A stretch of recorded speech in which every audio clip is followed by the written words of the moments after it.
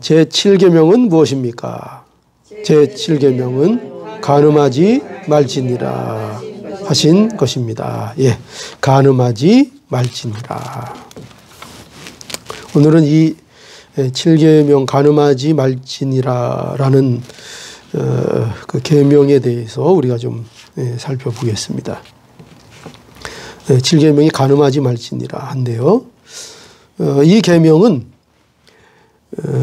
그 핵심이 뭐냐 하면 이 계명의 핵심은 순결에 대한 보존을 말하고 있습니다. 순결에 대한 보존.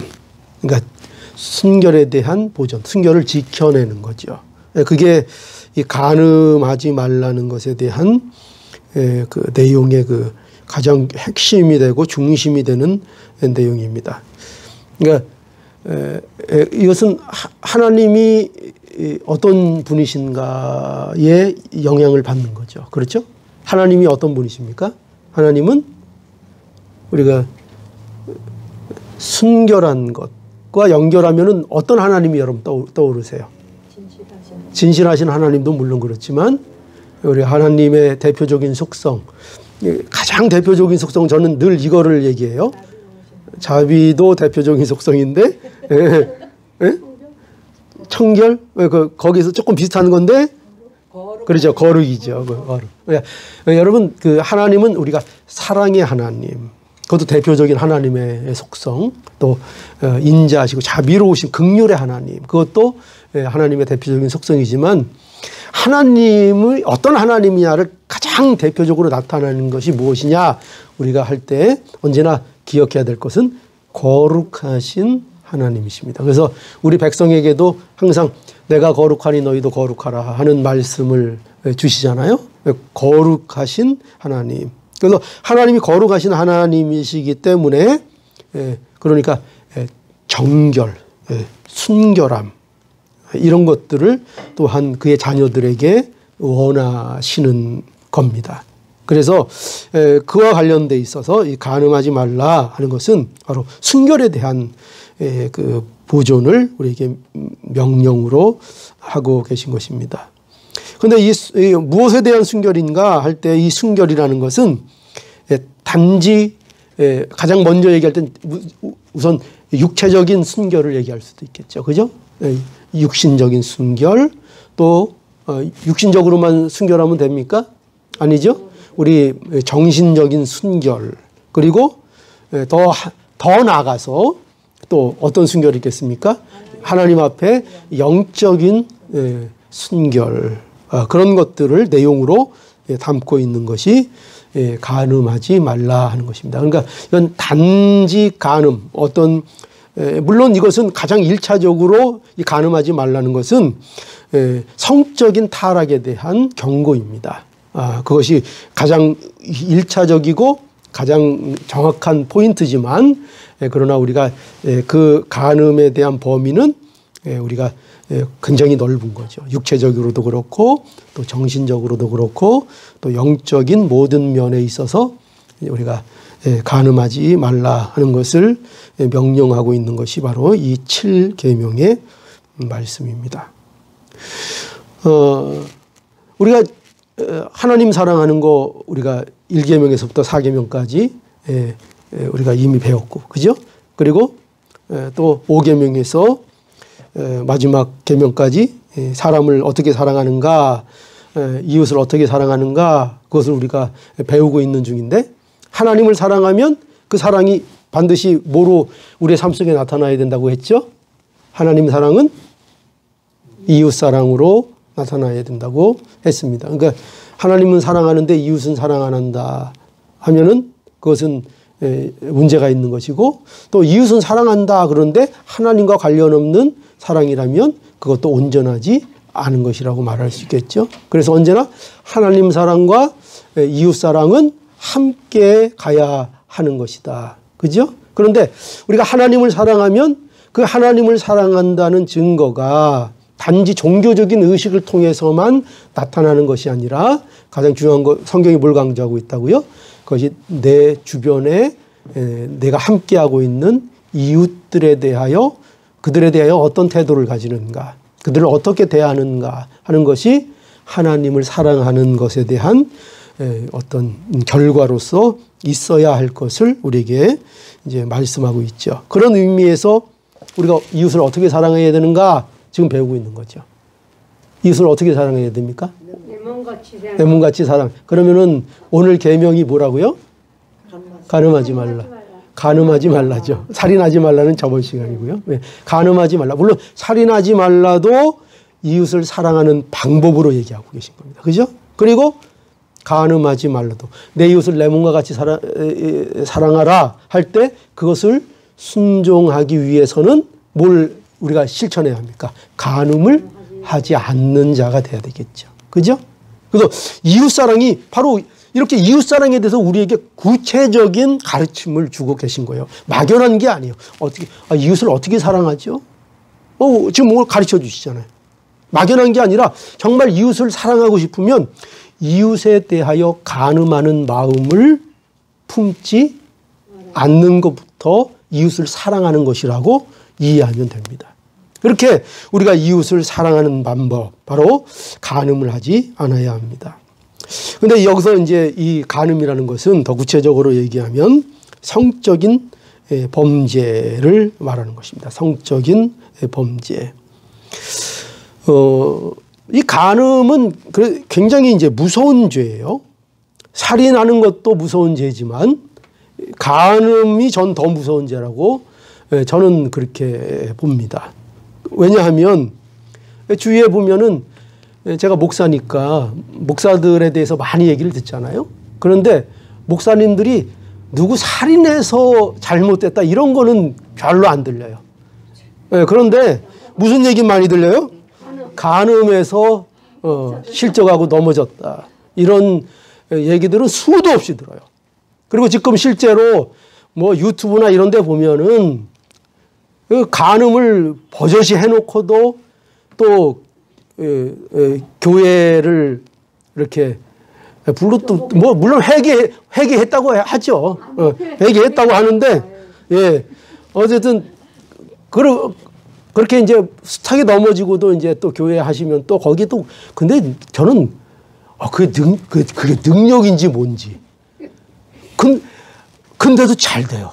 뭐 세상 표현으로 얘기하면 근데도 분명히 세상적으로 간음하고 막 못된 짓 사무실에서 못된 짓 해서 그거 다 사실로 드러나고 그렇게 했는데도 교회 개척하니까 사람들이 그렇게 많이 가요. 참 난 그게 알다가도 모를 일인데 그걸 어떻게 좀 받아들여야 될지 물론 그렇다고 해서 뭐 저 이런 얘기는 아닙니다. 한 번 사람이 잘못하면 그 사람 죽어도 구제 못 받는다. 전 이런 차원은 아닙니다. 아니 그런 죄를 졌어도 얼마든지 진정으로 회개하고 돌이키고 또 하나님의 돌보심을 받을 수도 있는 문제죠. 그렇지만 제가 볼 때는 뭐 그런 것 같지는 않고 제가 판단하기는 좀 그렇지만 그러나 그런 일들 이제 뭔 얘기를 하려고 그러나 이제 목사들 흠잡으려고 하는 얘기가 아니라 이제 간음죄의 무서움을 좀 그러니까 살인으로 인해서 실족하는 목사들은 별로 없는 것 같은데 간음죄로 인해서 숱한 목사들이 넘어지는 경우들을 많이 보게 되죠. 다윗도 마찬가지죠. 다윗도 간음죄에 넘어갔죠. 그죠? 다윗을 보면은 다윗이 괜히 성 위에서 거닐다가 우리아의 아내 밧세바가 목욕하는 거를 보게 됐죠. 그거 어떻게 그걸 봤어요? 눈도 좋아요. 그죠?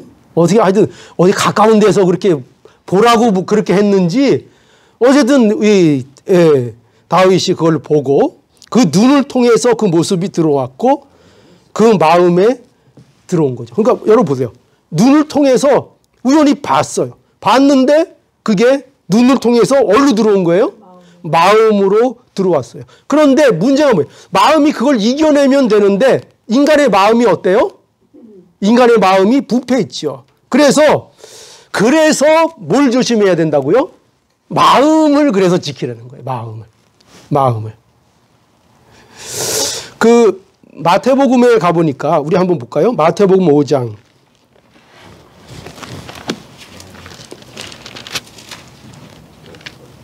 마태복음 5장 27절.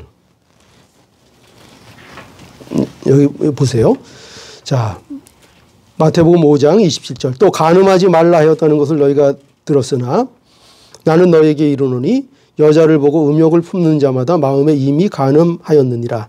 만일 내 오른눈이 너로 실족해 하거든 빼어내버리라. 내 백체 중 하나가 없어지고 온몸이 지옥에 던지우지 않는 것이 유익하며 또한 만일 내 오른손이 너로 실족해 하거든 찍어내버리라. 내 백체 중 하나가 없어지고 온몸이 지옥에 던지우지 않는 것이 유익하니라. 이렇게 예수님께서 말씀하셨죠. 여기 간음에 대한 예수님의 가르침이죠. 여기 보면은 이 말씀이 뭐냐면 그러니까 마음에서부터 조심을 해야 된다는 거예요. 왜 그렇죠? 왜? 우리의 마음이 부패해 있기 때문에. 그래서 마음에서부터 조심해야 되는데 그래서 어떻게 조심해야 되느냐? 보세요. 그래서 내 오른눈이 너를 실족해 하거든 빼어내버리라. 백체 중 하나가 없어지고 온몸이 지옥에 던지지 않는 것이 유익하며 또한 만일 내 오른손이 너로 실족해 하거든 찍어내버리라. 내 백체 중 하나가 없어지고 온몸이 지옥에 던지지 않는 것이 유익하니라. 여기서 보세요. 왜 눈을 빼야 되죠? 왜? 눈을 안 빼면 이게 뭘 강조하죠? 눈을 통해서 아까 다윗 그랬죠. 눈을 통해서 들어와서 그게 어디로 갔어요? 마음에 가면 안 되니까 지금 그러니까 문제는 뭐예요? 그러니까 마음에 가면 마음의 부패화 때문에 그러한 범죄가 일어난다는 거죠. 그러니까 그런 범죄가 일어나지 않게 하기 위해서 차라리 뭘 빼라고요? 눈을 빼라. 그러니까 이거는 뭘 얘기하는 거예요? 뭐의 심각성을 얘기하는 거죠? 죄의 심각성을 얘기하는 거죠. 왜 죄가 그렇게 심각하냐 하면 우리의 마음에 문제가 있어서 심각하다는 거예요. 그러니까 차라리 눈을 빼는 게 낫다. 차라리 오른손을 잘라내는 게 낫다. 그렇게 해서라도 그게 어디에 들어가지 않게 하라고. 마음속에 들어가지 않게 해야 한다는 것을 강조해서 죄의 심각성과 우리의 마음의 상태가 어떤가를 우리에게 말씀해 주고 있는 거죠. 죄에 대한 심각함. 그걸 얘기하고 있는 거죠. 그래서 이처럼 간음의 죄라는 것이 이렇게 무서운 것이다 하는 것을 우리에게 말씀하고 있는 거죠. 그래서 이 간음은 우리가 늘 성경에서 경고하고 있는데 또 이 간음에 대한 핵심적인 그 계명의 요점이 뭐냐면 이것은 결혼과 관련되어 있는 문제예요. 결혼. 그러니까 결혼의 신성함을 더럽히는 것을 여기서 1차적으로 가장 중요한 간음으로 여기는 거예요. 여기서 간음하지 말라. 이것은 결혼의 신성성의 그 신성한 결합. 이것을 더럽히는 걸 얘기하는 거죠. 여러분 결혼은 신성한 제도입니다. 신성한 제도. 그래서 우리 한번 창세기로 가볼까요? 창세기 2장 21절. 여호와 하나님이 아담을 깊이 잠들게 하시니 잠들매 그가 그 갈빗대 하나를 취하고 살로 대신 채우시고 여호와 하나님이 아담에게서 취하신 그 갈빗대로 여자를 만드시고 그를 아담에게로 이끌어 오시니 아담이 가로되 이는 내 뼈 중에 뼈요 살 중에 살이라. 이것을 남자에게서 취하였은즉 여자라 칭하리라 아니라. 그리고 24절에 이러므로 남자가 부모를 떠나 그 아내와 연합하여 둘이 한 몸을 이룰지로다. 아담과 그 아내 두 사람이 벌거벗었으나 부끄러워 아니하니라. 이렇게 되어 있죠. 이게 그 결혼에 대한 결혼 제정에 대한 말씀이죠. 결혼은 신성한 겁니다. 왜요? 하나님이 특별히 제정하신 것이 이제 결혼이기 때문에 그렇습니다. 그래서 이 결혼은 사실상 어떻게 해야 영적으로 합법적인가 하면 반드시 하나님 앞에 결혼을 해야 합니다. 그죠? 오늘날 보면은 이 하나님 앞에서 결혼하지 않고 자기들 멋대로 결혼하는 경우들이 많아요. 그죠? 서약을 누구 앞에 서약을 해야 합니까? 하나님 앞에 서약을 해야죠. 결혼 서약을 하나님 앞에. 근데 요새 보면은 젊은 사람들이 하나님 앞에 서약하지 않고 그냥 자기들끼리 둘이 서로 약속하고 결혼하고. 그래서 저는 그거 볼 때마다 그렇게 생각하는 거예요. 이 사람들이 헤어지기 편하기 위해서 이렇게 하나? 이런 생각이 좀 들더라고요. 왜냐면 우리 하나님 앞에 서약 안 했어. 우리 둘이 약속한 거야. 그리고 아주 쿨하게 요새 젊은 사람들 쿨한 거 좋아하잖아요. 쿨하게 우리 이제 사랑이 없어. 살아보니까 사랑이 식었어. 사랑 없는 결혼이 무슨 의미가 있어. 우리 헤어져. 그죠? 요새 많이 사람들이 그러는 거잖아요. 왜? 결혼을 무게 있게 생각하지 않죠.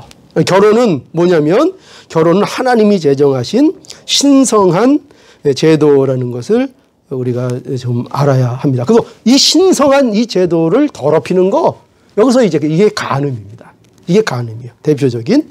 그래서 결혼은 그래서 어떤 게 결혼인가 할 때 여기 이 말씀을 보니까 결혼은 남자와 여자의 결합이죠. 너무나도 당연한 얘기인데 오늘날 이걸 강조해야 하고 이것이 진리로 전해져야 합니다. 결혼은 남자와 여자의 결합이다 하는 거죠. 남자와 남자가 하는 건 결혼이 아니고 여자가 여자가 하는 건 결혼이 아니고 사람과 동물이 하는 건 결혼이 아니죠. 오늘 현대사의 가장 중요한 가치가 뭔지 아세요? 내가 내 몸 내 맘대로 하는데 누가 뭐래. 딱 이겁니다. 누구도 간섭할 수 없다는 겁니다. 하나님이 뭔데? 내 몸 내 맘대로인데 내가 하고 싶으면 하는 거지. 진리 그딴 게 어디 있어? 안 되는 게 어디 있어? 내가 좋으면 되는 거지. 그겁니다. 이게 현대의 사조입니다. 결혼 또 뭐냐? 결혼은 둘이 남자와 여자가 한 몸을 이루는 게 결혼입니다. 한 몸을 이루는 것. 그러니까 남자가 부모를 떠나 그 아내와 연합하여 그렇게 돼 있죠. 연합하여 둘이 한 몸을 이룰지니라. 한 몸을 그죠? 그래서 부모에게서 독립해서 이렇게 새로운 가정으로서 남녀가 함께 연합하는 것. 그것이 결혼이고 그리고 그뿐만 아니라 또한 정신적인 독립. 그죠? 그게 결혼이고 그리고 부부가 정신적으로만 아니라 육체적으로도 반드시 하나가 되는 것이죠. 그래서 모든 면에서 한 몸을 이루는 것. 그래서 부부 관계, 육신적인 관계, 그리스도인이라고 해서 이런 거를 터부시하거나 기피하면 안 됩니다. 부부지간에 있어서 성이라는 것은 하나님께서 주신 너무나도 아름답고 복된 것이라는 것을 알아야 합니다. 그래서 그 하나 되는 것. 제가 한국에 있을 때 젊은 나이에 저보다 나이 많은 부부를 주례를 한 적이 있는데 아주 새파랄 때 제가 주례를 했죠. 그때 이제 연세가 저보다 나이가 좀 많은 신랑이었었는데 이거 말해주니까 좋아하더라고요. 한 몸을 이루어야 된다. 근데 한 몸을 이루는 거는 마음과 무슨 정신적으로만 한 몸이 되는 것이 아니라 육체적으로도 아주 즐겁게 한 몸이 돼야 된다. 그러니까 아주 신랑이 아주 좋아하더라고요. 막 박수치고 하객들이 박수치고 그러더라고요. 그것이 결혼입니다. 한 몸을 이루는 것입니다. 그래서 여기 보세요. 얼마나 재미있는 표현이 있어요. 25절에 보니까요. 아담과 그 아내 두 사람이 벌거벗었으나 부끄러워 아니하니라. 이게 결혼이죠. 이게 결혼이에요. 이게 한 몸이 되는 겁니다. 그래서 이것은 성의 아름다움을 얘기하고 있는 거예요. 부부의 성의 아름다움을 말하고 있는 것입니다. 그런데 이 부부의 성의 아름다움을, 이 순결함을 깨는 것, 이게 간음인 거죠. 이걸 정신적으로나마 육체적으로나마 이것을 깨는 것. 그래서 우리는 성도니까요. 우리는 그리스도이니까 이거 분명히 알고 있어야 됩니다. 결혼 관계 외에 행해지는 모든 성적인 행위는 간음이다. 분명히 알고 있어야 됩니다. 결혼 관계 안에서 법적인 결혼 합법적인 하나님 앞에서의 서약으로 맺어진 관계 외에 가지는 모든 성적 행위는 간음이라는 것을 알아야 됩니다. 그래서 이 면에 있어서 남자나 여자나 순결함을 지켜야 합니다. 뭐 남자는 괜찮고 예전에 얼마나 사람들이 들깨었고 못됐는지 뭐 남자는 뭐 괜찮고 여자는 뭐 순결해야 되고 그딴 거 없습니다. 성경에 그런 거 없습니다. 남자나 여자나 모두 동일하게 이 결혼 관계에 있어서 자신들의 순결함을 지켜야 합니다. 우리가 얼마나 못된 세상이 되었는가 하면은 남자들은 뭐 여자를 많이 만난 게 뭐 자랑거리가 되고 이런 이상한 시대가 물론 옛날에도 뭐 사실은 그랬어요. 성적인 이 타락은 오랜 시절부터 성적인 타락은 계속 되어 있었습니다. 로마 시대 때는요, 화동, 그 예쁜 뭐랄까요, 그 부자들이나 높은 고관들이 그 어린 남자 미소년을 끼고 사는 것이 자랑거리였어요. 그러니까 뭐 무슨 뭐 동성애 무슨 이런 것들이 오늘날 나타나는 대표적인 그런 죄악들이 아니라 이미 고대사에서부터 인간들에게 행해졌던 그런 성적인 타락들이었고, 어느 시대나 성적인 타락은 계속 이어지고 계속 성행된다는 것을 알아야 합니다. 여러분, 오늘날 현대에서도 가장 돈 버는 사업이 뭔지 아세요? 성산업이에요. 이걸 드러내지 못하고 드러내지 않고 있어서 그렇지, 그 산업에서 창출되고 이 돈은, 이 자금이라는 건요, 우리가 상상을 초월합니다. 상상을. 왜 그렇게 돼요? 사람들이 겉으로는 다 얌전을 빼고 있어도 거기에 대해서 다 관심이 있기 때문이에요. 성적인 타락에 대해서 다 관심을 가지고 있기 때문입니다. 그래서 인간은 그냥 인간 흘러가는 대로 놔두면 그저 다 시궁창처럼 되는 거예요. 그래서 하나님의 간섭. 우리가 늘 하나님 앞에 간섭을 구하잖아요. 우리 연약합니다. 우리 성도가 뭐가 달라요? 성도가 뭐가 달라요? 나는 안 그래, 그러지 않는 거예요. 성도는 그 연약함을 인정하는 거예요. 나는 깨끗해 이러는 거 아니에요. 성도는 나도 연약합니다. 내가 하나님 믿어서 안 그러려고 애쓰고 노력하고 깨끗하게 살려고 힘쓰지만 그럼에도 불구하고 부족합니다. 그러니 하나님 도와주세요. 하나님 믿음으로 살게 해주세요. 그래서 우리가 이 성적인 타락을 이길 수 있는 방법은 예수님 의지하며 사는 것밖에 없어요. 예수님을 깊이 사랑하고 예수님을 의지하고 사는 만큼 우리가 간음에서 벗어날 수 있어요. 그런데 여러분, 예수님 사랑하는 거에서 벗어나잖아요. 예수님과의 관계에서 우리가 조금이라도 이탈하잖아요. 우리는 여지없이 성적인 타락의 길로 다 나가게 돼 있습니다. 뭐 나이가 적든 많든 상관없어요. 우리의 처지를 우리가 잘 이해해야 우리가 정말 하나님을 정말 의지하고 하나님을 의지하지 않고는 살 수 없구나. 그거를 알게 돼서 신앙생활을 안 할 수가 없어요. 하나님을 의지하지 않을 수가 없어요. 자, 그래서 이 간음이라는 것은 바로 이렇게 우리의 결혼 관계의 아름다움을 깨는 것이다. 고린도전서 한번 가볼까요? 고린도전서 7장 1절부터 좀 보죠. 혼인에 대한 가르침인데, 고린도전서 7장 1절부터 너희의 쓴 말에 대하여는 남자가 여자를 가까이 아니함이 좋으나 음행의 연고로 남자마다 자기 아내를 두고 여자마다 자기 남편을 두라. 네. 여기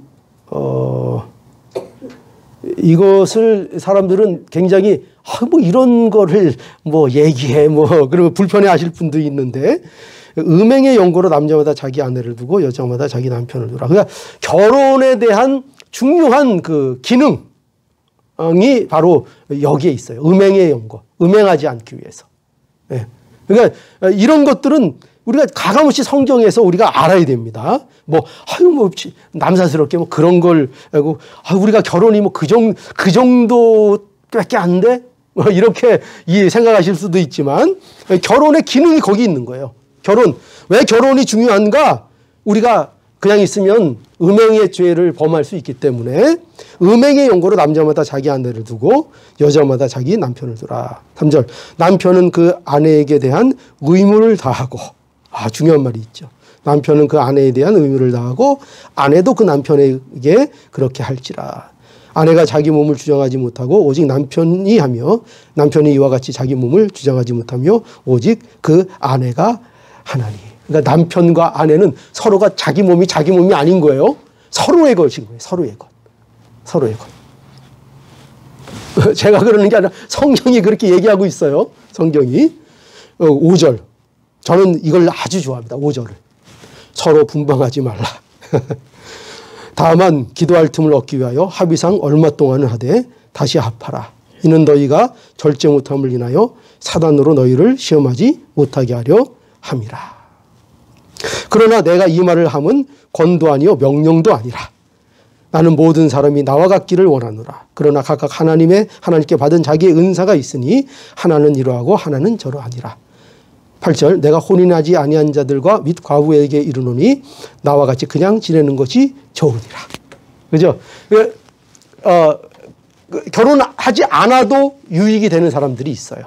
하나님께서 결혼하지 않아도 되는 그 환경과 그런 일들을 허락하신 사람들이 있어요. 그런 사람도 그렇게 할 수 있으면 그것도 좋다는 거예요. 그러나 보통 사람들은 다 어떻게 하는 거예요?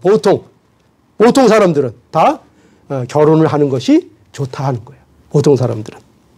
결혼을 해서 합법적인 관계를 갖게 하는 것이죠. 히브리서 13장 4절. 모든 사람은 혼인을 귀히 여기고 여기 침소를 더럽히지 않게 하라. 음행하는 자들과 간음하는 자들은 하나님이 심판하시리라. 여러분 요셉도 유명하죠. 요셉을 누가 유혹했습니까? 보디발의 아내가 요셉을 유혹을 했죠. 그때 요셉이 어떻게 했습니까? 부리치면서 내가 어떻게 하나님께 득지하리요 그랬습니다. 그러니까 요셉은 이 간음의 문제를 단지 사람의 문제로 보지 않고 어떻게 했어요? 하나님께 죄를 내가 질 수 없다고 이렇게 한 것을 보게 됩니다. 간음은 하나님 앞에 죄가 되는 거죠. 또 사람 앞에도 죄가 되는 거고 하나님과의 관계도 더럽히고 소중한 인간관계도 더럽히는 것이 간음이죠. 그러니까 간음은 서로를 더럽히는 게 바로 간음이라는 것을 알아야 합니다. 그래서 고린도전서 6장 18절 음행을 피하라. 사람이 범하는 죄마다 몸 밖에 있거니와. 굉장히 표현을 재밌게 하고 있죠. 사람이 구분을 하고 있어요. 간음죄하고 음행을 피하라. 사람이 범하는 죄마다 몸 밖에 있거니와 음행하는 자는 자기 몸에게 죄를 범하는 것이니라. 이렇게 말하고 있죠. 그러면서 왜 그러냐? 우리의 몸이 뭐라고요? 성령의 전이기 때문에. 그러니 간음죄를 범하지 말라. 그러니까 여러분 사랑이 무조건 좋은 게 아니에요. 우리가 목사님 사랑하면 되는 거 아닙니까? 그 현대 자유주의자들이 들고 나오는 것이 뭐냐면 사랑으로 하면 되는 거 아닙니까? 이제 이렇게 얘기하는 거예요. 사랑. 그러니까 이것을 이제 뭐라고 얘기하면 사랑제일주의라고 얘기하는데 이 사랑제일주의는 말이 멋있고 좋은 것 같잖아요. 근데 이게 기독교적인 것이 아닙니다. 사랑에도 분별이 있어야 되는 거예요. 무슨 사랑이든지 다 괜찮은 게 아니에요. 그렇죠? 그래서 오늘날 현대 자유주의자들이나 또는 이렇게 어떤 성적인 자유를 주장하고 이런 사람들의 주장하는 게 다 그런 거예요. 그런 거. 내가 결정권이 있지 않습니까? 그러니까 모든 것들을 합리화하는 거죠. 그러나 사랑에는 분별이 필요하다. 오늘 현대들 그 미디어의 영화 이런 것들을 보면은요, 이 동성애 같은 것들을 얼마나 아름답게 미화하는지 몰라요. 그래서 여러분들도 아무 의식 없이 그냥 그 영화를 모르고 보기 시작하면 그 아름다운 사랑에 여러분들도 홀딱 빠져요. 빠지는데 나중에 알고 보니까 이게 그런 거예요.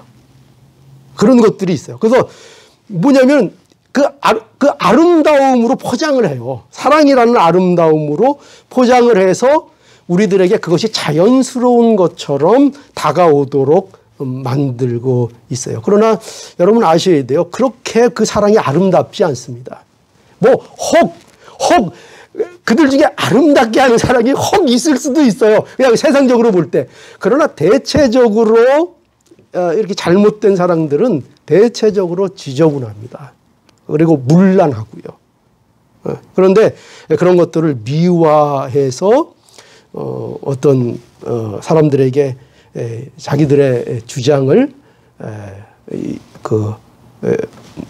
이렇게 뭐라 그럴까요? 주입해 나가는 이런 일들이 이런 문화계, 영화계, 예술계 이런 데는 벌써 팽배해 있어요.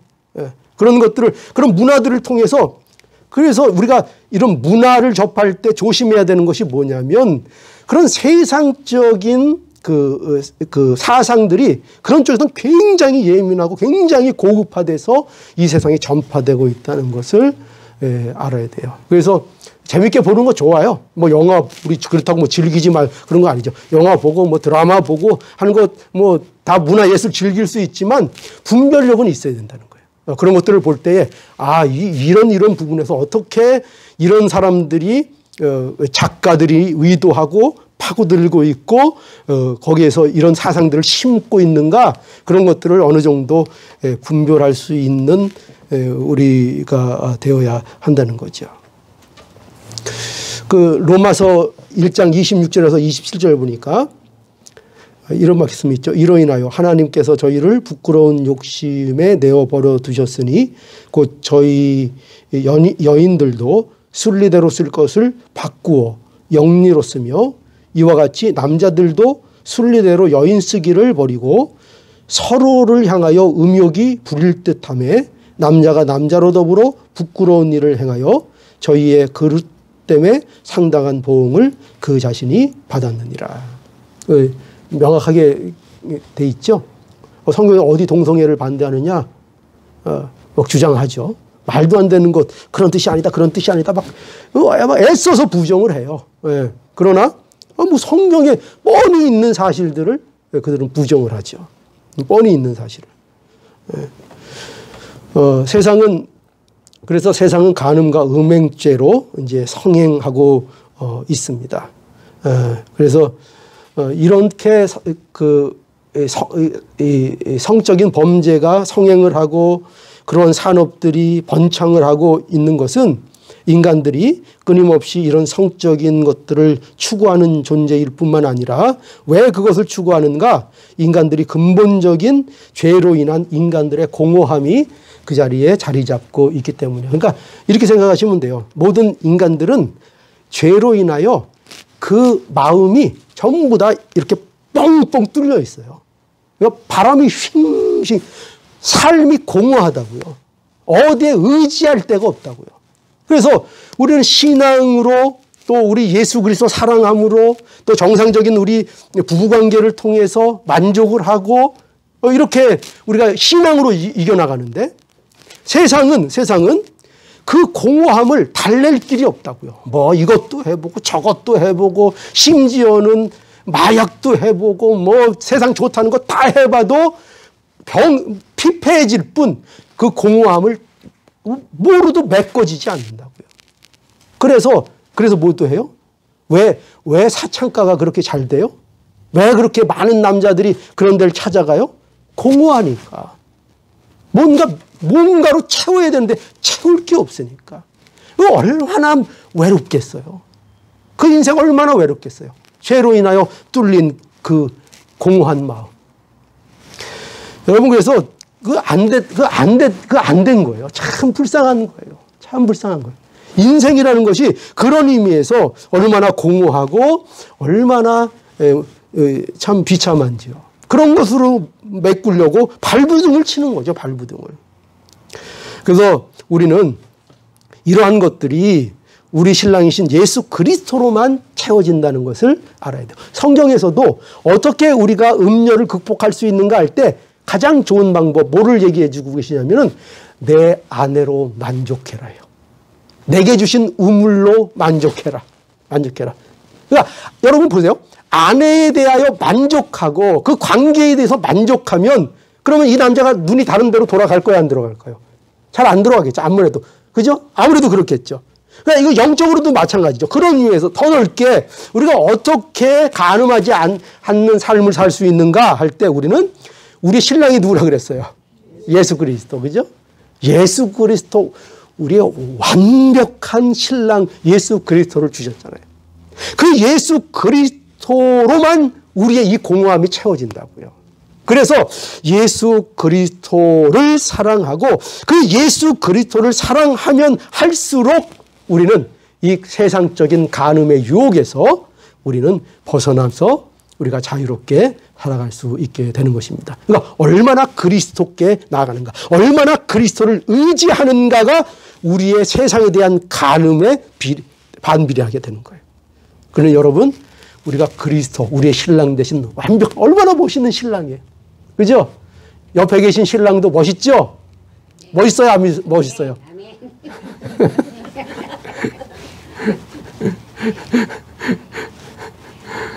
저 반주자님, 신랑 멋있어요? 안 멋있어요? 멋있잖아요. 저만 봐도 멋있는데.